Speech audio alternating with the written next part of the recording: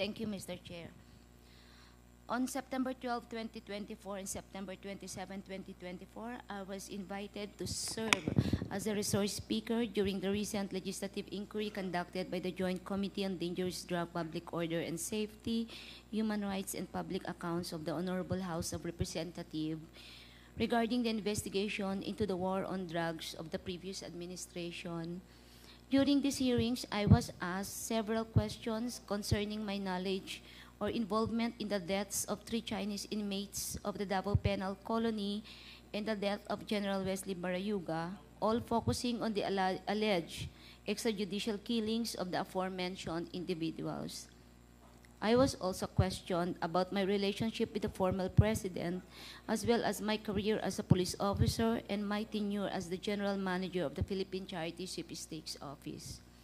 Throughout the hearings, I answered questions from the committee based on my personal knowledge. However, I did so with great apprehension as I recognized that my statements on national television could significantly endanger my life, the safety of my family, and others very close to me. After considerable reflection, I am now executing this affidavit to provide a comprehensive information to the Quadcom regarding everything I personally know about the war on drugs during the former administration.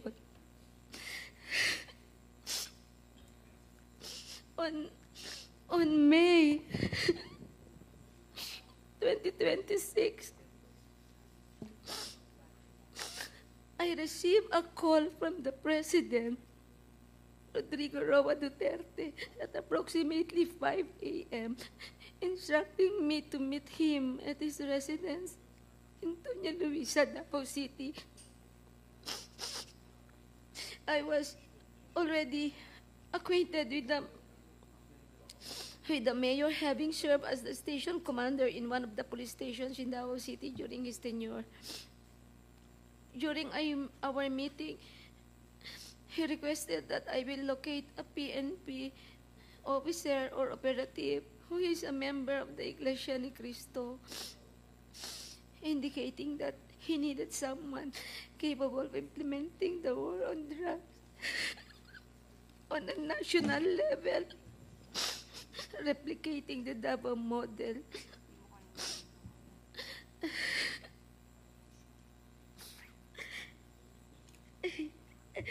The Davao model referred to the system involving payment and reward.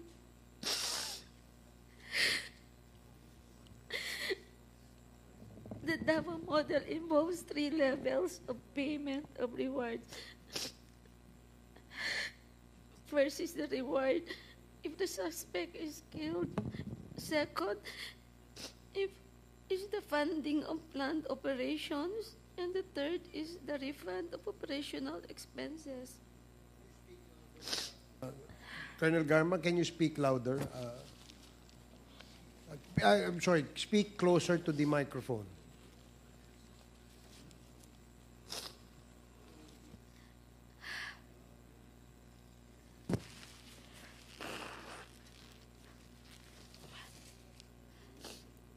Initially, I informed the President that I was unaware of any individual with those qualifications, as I had not been assigned outside of Davao City or had served in the national capacity within the PNP. However, I recalled my upperclassman Edilberto Leonardo, who was heading the Criminal Investigation Detection Group and was also a member of the Iglesia ni Cristo. I mentioned his name to the President. On the same day, a certain individual named Muking contacted me to request for the phone number of Leonardo's contact details, which I promptly provided.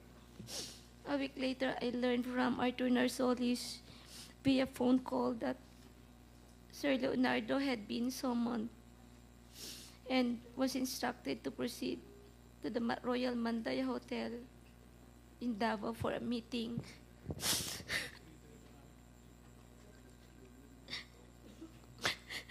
Leonardo informed me later that he stayed at the hotel for almost 3 days, during which the president directed him to organize, according to Sir Leonardo, a task force which he understood as PAOK-TF. When Leonardo relayed this information, urged me to join the task force, I declined first, citing my lack of experience in handling said operations. Leonardo subsequently informed me that he had prepared a proposal routed to Bongo outlining the task force, which would encompass Luzon, Visayas, and Mindanao.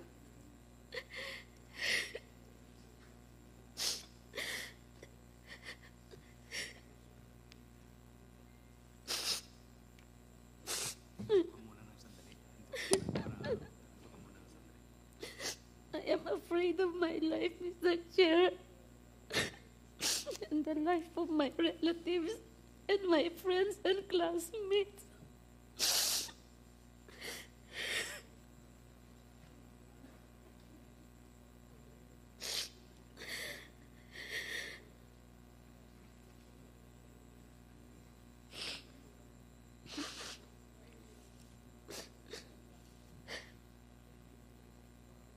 Leonardo subsequently informed me that they had prepared a proposal routed to Bongo confirming the task force operation, which would encompass Luzon, Visayas, Mindanao. He also inquired if he and his classmates could have a courtesy call with the president through Bongo for a photo opportunity. Considering this, I thought it prudent to invite also my classmates to join the courtesy call. So in the presence of Colonel Bacay, Villela, Grijaldo, Tuzon, and Dueñas, the member of class 97 and 96 were accommodated in separate rooms at the DPWH office in Panacan, Davao City.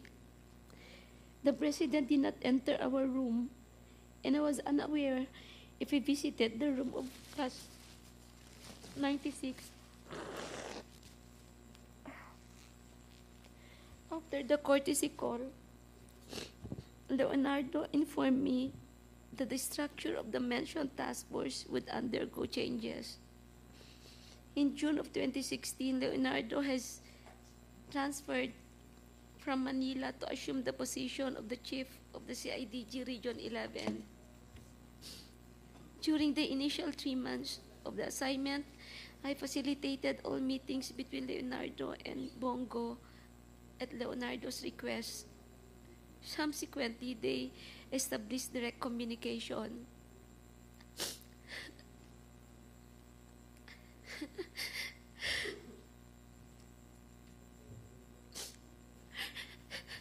Leonardo informed me that he had recalled several trusted personnel,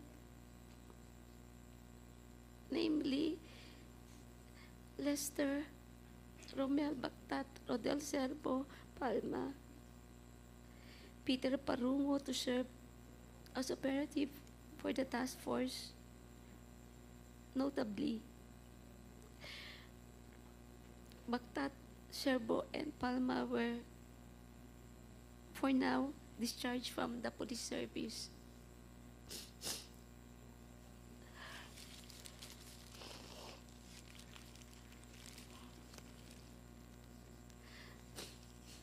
Romel Bactat, Serbo, Palma were all former police officers stationed at the CIDG 11 office. They were discharged from the service on or about a year ago due to an operation that led to the killing of one individual. Lester Berganyo is a provide citizen, while Peter Parunga was a former detainee of CIDG due to a charge of rape that has been cleared. Romel Bactat, Serbo, Palma, and Parunga were charged with the task of collecting and verifying informations provided by police officers in the field concerning arrests, deaths of individuals named in the list of drug personalities, and creating summary reports. All of these reports would then be encoded and compiled by Lester Berganyo. The compilation is thereafter elevated to Sir Leonardo, who will decide what level the arrest or killing was and its corresponding reward. Rewards were only given for killings, while for arrests only for the funding of Copland, and refund for operational expenses was given. I saw how these individuals operated when I would visit my friend in CIDG 11. He conveyed that the task force would be structured differently and that he submitted a document to Bongo detailing the task force operation, including an overview of the current drug landscape in the Philippines. I was informed that the drug structure originated from Bucor, where numerous drug lords are currently incarcerated, and that it has 3 branches, Luzon, Visayas, and Mindanao, with Peter Lim involved in the Visayas region. Once the task force became operational, I later learned that all Copland's funds, refunds for operational expenses, and rewards for agents were processed through the account of Peter Parungo. Currently, Lester Berganyo maintained a comprehensive list of the drug personalities of the Philippines. Leonardo conducted briefings for all PIDEA, IG regional directors, and PNP chiefs regarding the drug situation.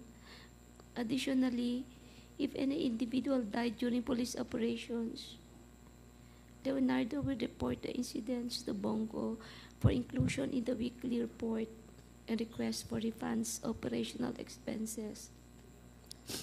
Leonardo had final authority to determine who would be included in the list of drug personalities and to classify their threat level, as well as the discretion to remove individuals from the list.